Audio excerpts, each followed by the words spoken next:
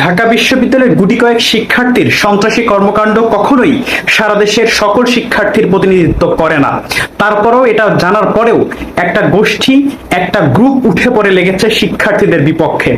বারবার শিক্ষার্থীদের বিপক্ষে তারা আঙ্গুল তুলছে, তারা জুলাই গণঅভ্যুত্থানের বিরুদ্ধে আঙ্গুল তুলছে।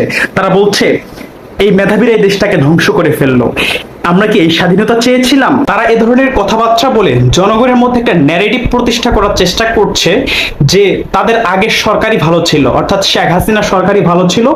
এই ছাত্র জনতা একটা ভুল সিদ্ধান্তের মাধ্যমে শেখ হাসিনাকে দেশ ত্যাগ করিয়েছে, এখন দেশ হচ্ছে সন্ত্রাসীদের হাতে, অর্থাৎ ছাত্র নামক সন্ত্রাসীদের হাতে জিম্মি। এ ধরনের একটা ন্যারেটিভ তারা জনগণের মধ্যে প্রচার করার চেষ্টা করছে।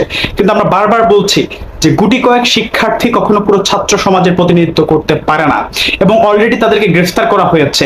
সারা দেশে যারা অন্যায়, অনিয়ম, দুর্নীতি এবং নানান ধরনের হত্যাকাণ্ডের সাথে জড়িত তাদের সকল